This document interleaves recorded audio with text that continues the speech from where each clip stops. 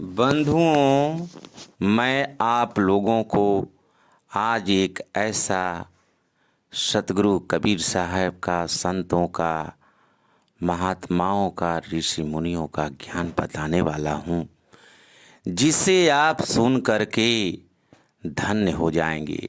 यह वीडियो आप लोगों को ऐसी बताई जाएगी बंधुओं कि विवाह शादी में सत्संग क्यों कराना चाहिए। यह विवाह शादी में सतगुरु कबीर साहब का सत्संग क्यों जरूरी है, इस पर वीडियो मैं आप लोगों को बनाकर भेज रहा हूं। बंधुओं, आप अपने विवाहित जीवन को, गृहस्थी जीवन को सफल बनाने के लिए यह वीडियो ज़रूर सुनिएगा और ये लोगों में शेयर करिएगा और सब्सक्राइब करके दूसरे पर भेजिएगा और ध्यानपूर्वक सुनेंगे तो आपका विवाहित जीवन अवश्य सफल हो जाएगा। गृहस्थी जीवन में यदि सत्संग कराएंगे सतगुरु कबीर साहब का तो आपके परिवार में, आपके गृहस्थी जीवन में कोई तकलीफ नहीं होगी। आपके बेटा और बेटी का शादी होगा तो उसे भी कोई दुख नहीं होगा। ऐसा सतगुरु कबीर साहब का सत्संग है, ऐसा संतों का संदेश है, ऐसे आप लोगों को कराना चाहिए। बंधुओं, मैं बताने वाला हूँ कि सत्संग क्यों कराना चाहिए। बंधुओं, विचार करने योग्य बात है बंधुओं कि इस जीवन को पहले के ऋषि मुनियों ने 4 भागों में बांटा था और ऐसे भी 4 भाग में है और रहना भी चाहिए। पहला भाग इस जीवन का पहले था, ऋषि मुनियों ने बांटा था ब्रह्मचर्यता का जीवन। बंधुओं, दूसरा ब्रह्मचर्यता का जीवन 5 वर्ष तक अपने माता पिता के पास बच्चा, उसका लालन पालन पोषण करते थे माता पिता, और वो बच्चा 5 वर्ष तक माता पिता के पास रहकर बड़ा होकर 5 से 6 से 25 वर्ष तक गुरुद्वारा में रहता था। बंधुओं, पहले विद्यालय नहीं हुआ करता था, वहाँ ही जा कर के ऋषि मुनियों को जंगलों में जा कर के ऋषि मुनियों के आश्रमों पर शिक्षा और दीक्षा दोनों प्राप्त करता था। बंधुओं, शिक्षा क्या है बंधुओं, इसको जान लेने की आवश्यकता है।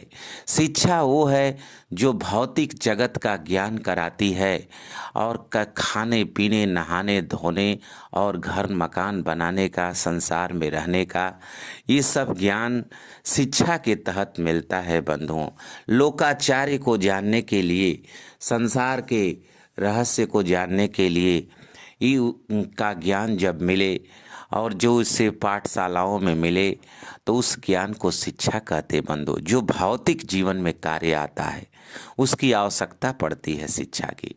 और दीक्षा क्या है? दीक्षा वो आध्यात्मिक जीवन है बंधुओं, जो आत्मा और परमात्मा का ज्ञान कराती है। ये जीवन को, मनुष्य को आध्यात्मिक और भौतिक ज्ञान दोनों प्राप्त करने की परम आवश्यकता होती। बंधु, भौतिक ज्ञान उसे इसलिए आवश्यकता है प्राप्त करने के लिए शिक्षा, क्योंकि भौतिकता में उसे जीना होता है। और आध्यात्मिक ज्ञान इसलिए दीक्षा प्राप्त करनी चाहिए गुरु से, क्योंकि ये शरीर छूट करके जाने वाली है।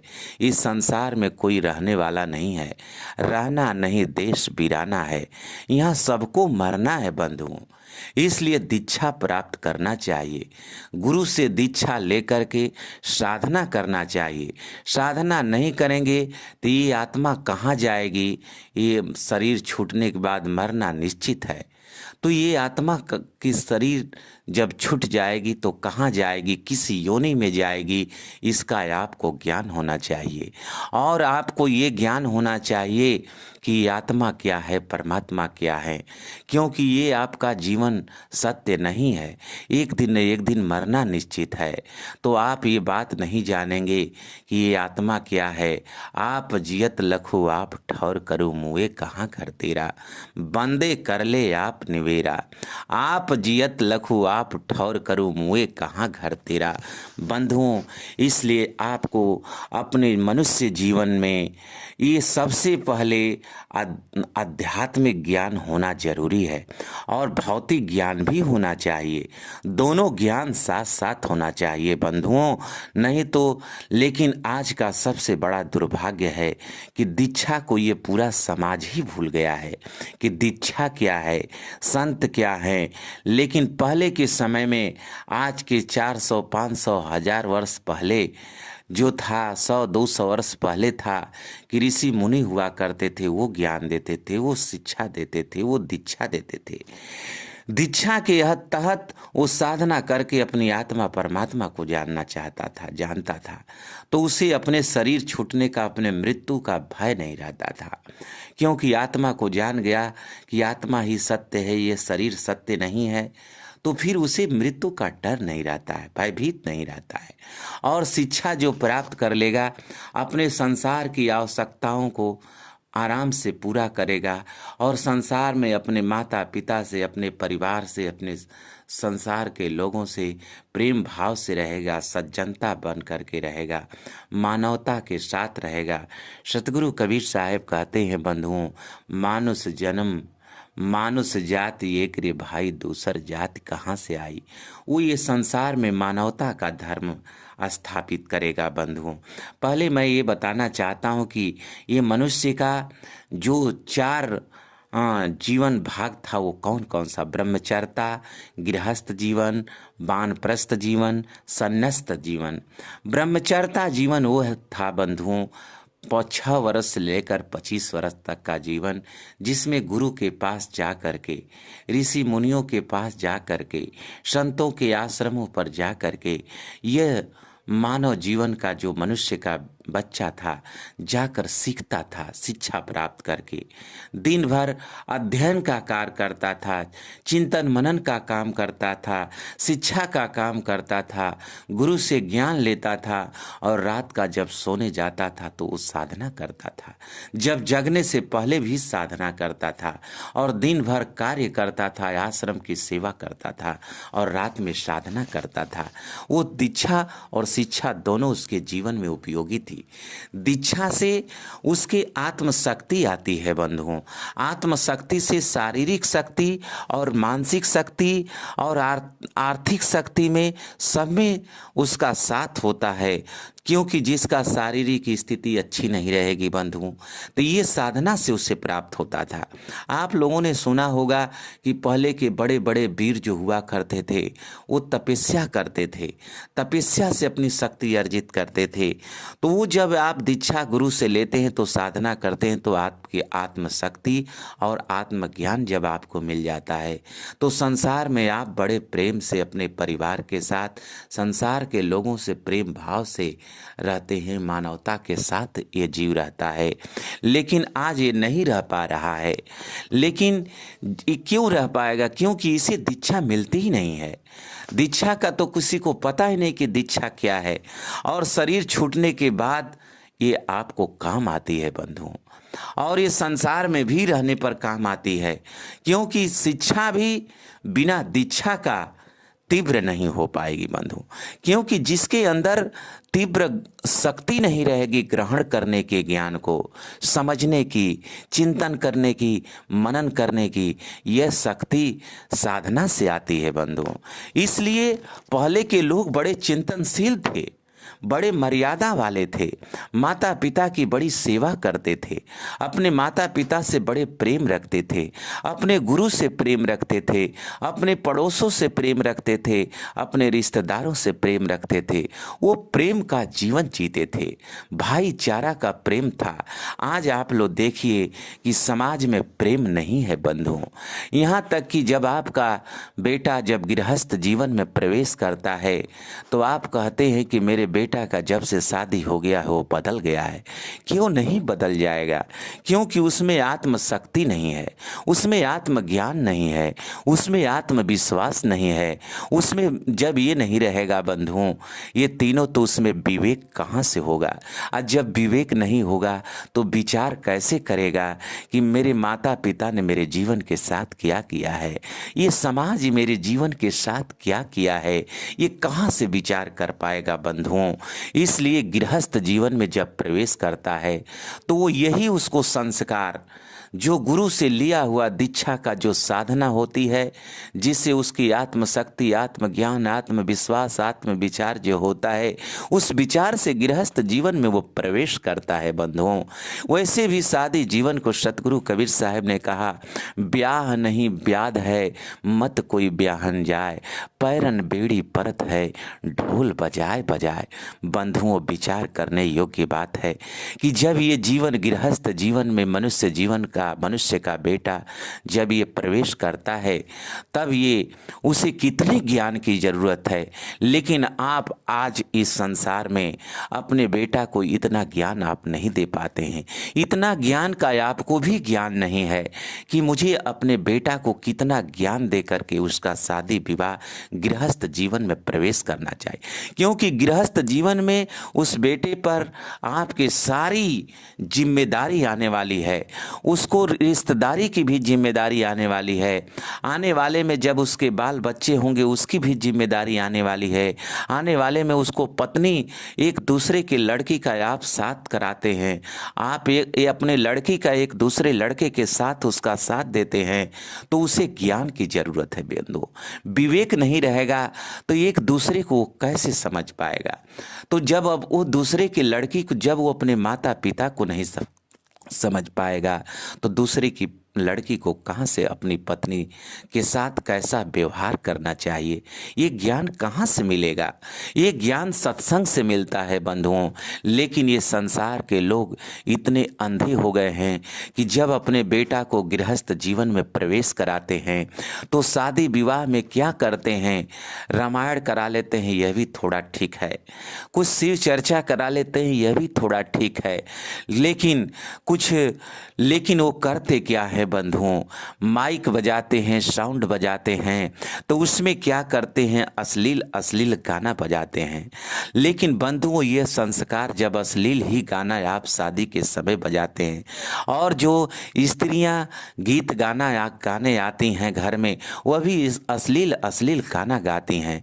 बताइए, यह संस्कार जब उस बच्ची पर पड़ेगा, उस बच्चे पर पड़ेगा, तो बताइए वो गृहस्थ जीवन में क्या अपने माता पिता और समाज के प्रति व्यवहार कर पाएगा? इसलिए बंधुओं, मैं आप लोगों से निवेदन करता हूं कि अपने परिवार में जब शादी विवाह हो तो सत्संग अवश्य कराएं। क्योंकि इस जीवन के, गृहस्थ जीवन क्या है, बाल ब्रह्मचर्य जीवन क्या है, इस बात का उसे ज्ञान हो। आगे का गृहस्थ जीवन में बहुत ज्ञान की जरूरत है। ये गुरु के पास रह कर के सेवा जान जाता था, संसार में लोकाचार जान जाता था, ऋषि मुनियों के साथ रह कर के पहले ये मानव जीवन व्यवहार जान जाता था बंधुओं, लेकिन ये जान नहीं पा रहा है। आज तो ये भ्रष्टाचार में फंस गया है, मांस खाना जान गया है, लोगों के साथ हुड़दंगई करना जान गया है, समाज में तमाम प्रकार की कुरीतियाँ, कुबुद्धियों को जानता है। आपने उसे सद्बुद्धि तो दिया ही नहीं है। और गृहस्थ जीवन में जब जाता है बच्चा, वही जब उसकी आपकी बहू आती है, आपके बेटे की पत्नी आती है, तो वो आसना में इतना आसक्त हो जाता है कि वो माता पिता को भी भूल जाता है। यहाँ तक कि इतने आसक्त हो जाता है कि पत्नी के सिवा किसी को समझता नहीं है। और आपको भी ज्ञान की जरूरत है, क्योंकि आप जब मनुष्य जीवन अपने बेटा का शादी करता है तो वो सास ससुर भी बन जाता है। और जब बेटा बेटी का शादी करता है तो सास ससुर भी बन जाता है। तो अब उसे जो सास ससुर बन जाता है, अब उसका गृहस्थ जीवन से समाप्त हो जाता है। जी ही बेटा का शादी करेगा, बेटा गृहस्थ जीवन में और माता पिता वानप्रस्थ में हो जाते। वानप्रस्थ का मतलब वन के तरफ प्रस्थान। वन को चले जाना नहीं, वन के तरफ दृष्टि, सन्यास के तरफ दृष्टि। और पहले हुआ करती थी और गृहस्थ में ही रहते थे, लेकिन वो वन और गृहस्थ जीवन का जो 25 वर्ष से 50 वर्ष की अवस्था तक थी, जो अपना जीवन का अनुभव था, अब वो आधा गुरु हो जाते थे और आधा वो अपने संन्यास्त हो जाते थे और आधा गृहस्थ जीवन का उस बच्चे को ज्ञान देते थे कि मैंने संसार में किस प्रकार रहा है, मैंने संसार में किस प्रकार दुख पाया है और कैसे मैंने माता पिता का सेवा किया है, कैसे मैंने पाला पोसा है। 25 वर्ष तक अपने बेटा को वो ज्ञान देते हैं बंधु, क्योंकि बेटा तो फिर परदेश कमाने चला जाता है, घर पर माता पिता और बहू होती है, तो क्योंकि धन की भी आवश्यकता पड़ती है गृहस्थ जीवन में, तो घर पर उसको बहू को देखते थे। तो अब बताइए कि बहू को ज्ञान न होगा देने का गृहस्थ जीवन में माता पिता के पास अपने बच्चे को, तो उसे क्या ज्ञान दिखाएंगे देंगे। दूसरे के घर की बेटी आएगा, दूसरे का बेटा हमारे घर, आपके घर दामाद बन कर आएगा, तो उसे आप क्या ज्ञान देंगे। लेकिन समाज में इतनी कुरीतियां हैं कि उसे भद्रंग भद्रंग अश्लील अश्लील गाना ये शादी विवाह में बजाते हैं, ये नहीं बजाना चाहिए बंधुओं, क्योंकि वही अश्लीलता आपकी जब बहू करता है, बेटा करता है तो आपको अच्छा नहीं लगता है, लेकिन बजता है तो आपको ज्ञान भी नहीं है कि मुझे कौन सा गाना बजाना चाहिए, कौन सा क्या करना चाहिए, क्योंकि आप तो संतों से प्रेम किया नहीं, गुरु से प्रेम किया नहीं, सत्संग सुना नहीं, घर में सत्संग सुनाया नहीं, और बच्चा गृहस्थ जीवन में और आप वानप्रस्थ जीवन में आपको कुछ ज्ञान ही नहीं, तो ज्ञान कहाँ से देंगे। तो जब ज्ञान नहीं होगा तो आपके साथ शिष्टाचार लोकाचार का वो व्यवहार से पेश नहीं आएगा। जब आपसे कहीं से आएगा तो उसे वासना का ही ज्ञान रहेगा, अपने पत्नी के साथ रहेगा और प्रेम करेगा और आपसे प्रेम नहीं रखेगा, भाव नहीं रखेगा, आपको आदर नहीं देगा, रिश्तेदारी में जाएगा वहाँ भी आदर सम्मान नहीं देगा, तो आप क्या उसे आपका जीवन दुखमय हो जाएगा बंधु, और आपके बेटा का भी जीवन दुखमय हो जाएगा। एक बहू के साथ कैसा बर्ताव करना चाहिए, एक सास के साथ कैसा व्यवहार करना चाहिए, एक सास ससुर के साथ कैसा व्यवहार करना चाहिए, ये ज्ञान सत्संग में मिलता है बंधुओं। बिन सत्संग विवेक न होई, हरि कृपा बिन सुलभ न होई। बिना सत्संग का आपके अंदर विवेक नहीं होगा, और इसी विवेक का आपके परिवार में आवश्यकता है। जब यही बच्चा गृहस्थ जीवन से बढ़ आगे वानप्रस्थ जीवन में जाता है, उसे शिक्षा और दीक्षा का पता रहता है, तो दिन भर कार्य करता है और पत्नी के साथ भी रहता है, तो उतनी वासना में आसक्त नहीं होता है, क्योंकि वो गुरु के पास साधना किया रहता है। जब गुरु के पास रहकर आत्मा और परमात्मा का ज्ञान सत्य प्राप्त कर लेता है, तो उसे संसार केवल कर्तव्य समझ में आता है, और जब कर्तव्य समझ में आता है तो माता का प्रेम माता को देता है, पिता का प्रेम पिता को देता है, भाई का प्रेम भाई को देता है, बहन का प्रेम बहन को देता है, और संसार में एक अच्छा आनंद का जीवन जीता है। लेकिन सत्संग ये बात कौन सिखाएगा बंधुओं, जब तक उसे ये पता न हो कि आत्मा ही सत्य है और परमात्मा ही सत्य है, ये संसार और ये शरीर झूठा है, केवल यहाँ कर्तव्य करने चाहिए। जिस माता पिता ने मुझे पाला पोसा है, तो उसे अपनी पत्नी भी कर्तव्य समझ में आती थी, और वो शिक्षा और वो दीक्षा प्राप्त करके ऋषि मुनियों का ब्रह्मचर्य जीवन में जो ज्ञान प्राप्त किया रहता था, तो शादी के बाद भी साधना करता था बंधुओं, और गुरु के पास रहकर गुरु की सेवा किया करता था, संतों की सेवा करता था, पैर दबाता था। तो घर परिवार में गृहस्थ जीवन में जब वो बच्चा प्रवेश करता था, तो वो माता पिता की भी सेवा करता था, पिता का पैर दबाता था, और वो जो वही ज्ञान जब वो पिता का पैर दबाता था, तो उसकी पत्नी जो होती थी, जो आपकी बहू होती थी, वो क्या करती थी कि वो अपने सास का पैर दबाती थी, और घर में माता पिता का जीवन स्वर्ग जैसा लगता था। लेकिन आज तो शादी होते ही आज के लड़कियों को ये कोई ज्ञान ही नहीं देना, न लड़का ज्ञान दे पाता है, न लड़का ज्ञान पाता है। लेकिन आप विचार करिए, सतगुरु कबीर साहब साहब कहे, ये जीवन बंधन में बंधने जा रहा है। इसको कहा ब्याह नहीं ब्याद है, मत कोई ब्याहन जाए, पैरन बेरी पड़त है ढोल बजाए बजाए।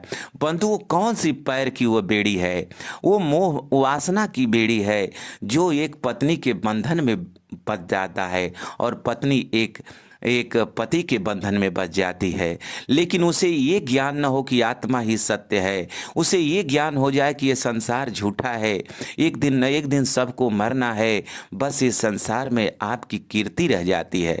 जैसे आपने सुना होगा, आप रामायण क्यों कराते हैं? इसीलिए कि राम का चरित्र हमारे जीवन पे पड़े। जैसे राम ने अपने माता पिता का सेवा किया और आज्ञाओं का पालन किया, आपने रामायण में ये देखा है। लेकिन बंधु ये विचार करिए, क्या उनका आप नाम सुन करके और उनके जीवनी को केवल देख करके आप अपने जीवन में उतार पाएंगे? नहीं। उन्होंने वशिष्ठ मुनि के आश्रम में जा करके ज्ञान प्राप्त किया। उन्होंने राजा का पुत्र होते हुए जाकर धरती पर सोया और अपने गुरु का पैर दबाया। 25 वर्ष तक इतनी साधनाएं की, इतना गुरु का सेवा किया, शिक्षा और दीक्षा प्राप्त किया। उन्होंने ये जाना कि संसार जो है सत्य नहीं है, आत्मा और परमात्मा ही सत्य हैं। इस संसार में कर्म ही सबसे सर्वश्रेष्ठ है और अपने माता पिता के साथ कर्म करना चाहिए, सेवा करना चाहिए, क्योंकि एक मनुष्य सामाजिक प्राणी है। सबको एक समाज के साथ जीना पड़ता है। सामाजिक प्राणी होने का तात्पर्य क्या है बंधुओं? क्योंकि ये संसार में एक दिन सबको वृद्ध होना है। एक दिन ये बल थकेगा तो आपके बेटा की आवश्यकता पड़ेगी, आपको सेवा की आवश्यकता पड़ेगी, आपको भोजन की आवश्यकता है। भोजन भी नहीं एक दिन ये आत्मा बना पाएगी, ये शरीर बना पाएगी, न कोई क्रियाकलाप करा पाएगी। तो इसलिए उसे सेवा की जरूरत पड़ती है। तो समाज से आप नहीं रहेंगे तो समाज में आपको क्या मिलेगा? सब मनुष्य को एक सामाजिक प्राणी कहा गया है, इसलिए समाज में लोकाचार्य में अच्छे प्रकार से रहना चाहिए, एक परिवार में अच्छा ज्ञान मिलना चाहिए। लेकिन आप अपने परिवार को अच्छा ज्ञान नहीं देते हैं। आप शादी विवाह करते हैं, अपने बेटा का तो माइक लगा करके अश्लील अश्लील गाना बजवाते हैं, और जब वही बेटा और बेटी आपकी अश्लीलता में जाता है, जब पहनावा अश्लील करता है, और आप जब स्त्रियां गीत गाने आती हैं तो वह भी इतने भद्रंग भद्रंग अश्लील अश्लील गीतें गाती हैं, वही आपकी बेटी सुनती है, वही आपका बेटा सुनता है। और ये चीज़ नहीं होना चाहिए। एक अच्छे ये नहीं कि आप अपने उस शादी विवाह में ही तो संस्कार देने का समय है, उसमें इतना आप ज्ञान दे दीजिए, क्योंकि आप अपने बेटा को दूसरे के बेटी के हाथ में देते हैं, आप अपने बेटी को दूसरे के बेटा और दूसरे के परिवार में देते हैं। उसे कितना ज्ञान होना चाहिए कि एक सास ससुर के साथ क्या व्यवहार होना चाहिए, एक पति के साथ क्या व्यवहार होना चाहिए, एक समाज के साथ क्या व्यवहार होना चाहिए, एक रिश्तेदार के साथ क्या व्यवहार होना चाहिए, हमें अपने जीवन का कर्तव्य क्या होना चाहिए, ये ज्ञान तो आप देते नहीं बंधु। जब ज्ञान नहीं मिलता है और उसका व्यवहार विपरीत होता है, आपके अनुसार नहीं होता है, तो घर में विवाद होने लगता है। वही घर में प्रेम की जगह जब विवाद और नफरत होने लगती है तो आपका जीवन और आपके बेटा का जीवन, आपके बहू का जीवन झगड़ा मगड़ा रगड़ा होने लगता है। तो जीवन ही बड़ा दुखमय हो जाता है बंधुओं। और अपने परिवार को धन्य अगर बनाना है तो सत्संग सुनने की ज़रूरत है, सतगुरु कबीर साहब का सत्संग कराने की ज़रूरत है। और नहीं कराएंगे तो आप जीवन में अपने जीवन को, गृहस्थी जीवन और ये मनुष्य जीवन को सफल नहीं कर पाएंगे। ये मेरा संतों का और ऋषि मुनियों का, परंपराओं का, इसे आप विवेक करके ही संसार में जीना चाहिए। यदि संसार में विवेक विचार गृहस्थी जीवन में आप नहीं करेंगे, संतों से नहीं जुड़ेंगे, विवाह शादी के समय सत्संग नहीं कराएंगे, तो आपका विवाहित जीवन सफल नहीं हो पाएगा बंधुओं, दुखमय बीत देगा। सत्संग इसलिए नहीं कराना है कि आपको एक लोकाचार्य की तरह, सत्संग आपको इसलिए कराना है कि आपको ज्ञान हो। सत्संग तो आपको हमेशा कराना चाहिए, लेकिन आप जो है इस पर विचार नहीं कर पाते हैं। कीजिए नित्य सत्संग को, बाधा सकल मिटाए, ऐसा अवसर जात है, दुर्लभ नर तन पाए। सत्संग नित्य करना चाहिए, क्योंकि आपको हर समय ज्ञान की आवश्यकता है। अब लड़की जब घर में आएगी तो उसे ज्ञान चाहिए, कैसे हम क्या करें। कोई कोई लड़कियां जब जाती है ससुराल में तो उसे ये नहीं पता कि हम क्या करें, और कोई कोई लड़का का जब शादी हो जाता तो उसे भी पता नहीं है कि मैं अपने पत्नी के साथ क्या करूं, अपने माता पिता के साथ क्या करूं। आप उसे एक समाज में गृहस्थ जीवन में प्रवेश कराते हैं, तो उसे ज्ञान आप नहीं देंगे, सत्संग नहीं देंगे, आप अपने पूर्वजों का, अपने ऋषि मुनियों का, संतों का, परमात्मा का, आत्मा का जब आप ज्ञान नहीं देंगे तो आपके साथ व्यवहार कैसा करेगा बंधुओं। क्या आपको सुख मिलेगा कि दुख। विवेक और विचार करिएगा बंधुओं। शादी विवाह में और हमेशा आप बिना सत्संग का शादी विवाह न कराएं। बोलिए सतगुरु कबीर साहेब की जय। साहेब बंदगी, साहेब बंदगी, साहेब बंदगी। बंधुओं, आप लोगों का जीवन कल्याणमय हो, मंगलमय हो, यही मेरी संतों का कामना है और इच्छा है। इसके लिए आप लोग प्रभु पर अवश्य ध्यान करिएगा। यदि मेरी वाणियों से कोई आप लोगों को ठेस लगे तो मुझे क्षमा कर दीजिएगा, क्योंकि मैंने आपके जीवन को धन्य बनाने के लिए ये बात कहा है। क्योंकि मैं सुनता हूँ अगल बगल में कि शादी लोग कराते हैं तो माइक इतना बजाते हैं कि बड़े कान दर्द करने लगता है और ध्वनि प्रदूषण होने लगता है। लेकिन उस ध्वनि प्रदूषण में एक ऐसी वाणी हो जो सबके योग्य हो। पर जीवन ये केवल पर्सनल जीवन नहीं है बंधुओं, क्योंकि मनुष्य एक सामाजिक है, पूरे समाज को लेकर चलना चाहिए। अश्लीलता केवल एक पर्सनल जीवन है, सामाजिक जीवन नहीं है, क्योंकि सामाजिक जीवन में वो सबको अच्छा नहीं लगता बंधुओं। ये केवल अश्लीलता अपने आप को ठीक लगता है और एक अज्ञानी व्यक्ति को ठीक लगता है, लेकिन एक ज्ञानी को अश्लीलता ठीक नहीं लगता, क्योंकि वो समाज के दृष्टिकोण में सही नहीं है बंधु। तो जो सामाजिक मनुष्य, सामाजिक प्राणी है, तो उसे सामाजिक कार्य पर, सामाजिक विचारों पर, सामाजिकता के अनुसार जीवन जिएगा तो उसे आने वाले समय में भी उसे भी दुख नहीं होगा। सामाजिक जीवन यदि नहीं जिएगा तो एक दिन उसी समाज में उसको जीना होगा। जिस प्रकार से घर हम अच्छा नहीं बनाएंगे, समाज अच्छा नहीं बनाएंगे, तो उस समाज में जब हम जाएंगे तो किस प्रकार दुख पाएंगे बंधुओं। वही हम, क्योंकि समाज अच्छा नहीं बनाएंगे तो दुख पाएंगे। जिस प्रकार से हम घर अच्छा नहीं बनाएंगे तो उसे ठंडा में, बरसात में, गर्मी में हमको दुख मिलेगा। उसी प्रकार से समाज अगर अच्छा नहीं बनाएंगे तो हम दुख पाएंगे। और परिवार में अच्छा हम ज्ञान संस्कार नहीं देंगे तो उस परिवार में हमें दुख मिलेगा। इसलिए आप सत्संग अपने जीवन में अवश्य उतारें। परमात्मा सतगुरु कबीर साहब का बिना ज्ञान, बिना संस्कार का, बिना सभ्यता का, बिना सत्संग का अगर जीवन जिएंगे, बिना साधना का, तो आपका जीवन दुखमय होगा बंधुओं, कल्याणमय नहीं हो पाएगा। न अपने जीवन का कल्याण कर पाएंगे, न समाज का कल्याण कर पाएंगे, और आपका जीवन व्यर्थ हो जाएगा। और साहेब का ज्ञान आप ग्रहण करेंगे तो आप संसार में भी धन्य हो जाएंगे, परिवार में भी धन्य हो जाएंगे, और सबको प्रसन्न कर लेंगे। और इस संसार से जब ये शरीर जाएगी, आपकी छूटेगी, तो आत्मा और परमात्मा को भी जान करके परमात्मा के लोक चले जाएंगे और आपका जीवन तब सफल हो जाएगा बंधुओं। साहेब बंदगी, साहेब बंदगी।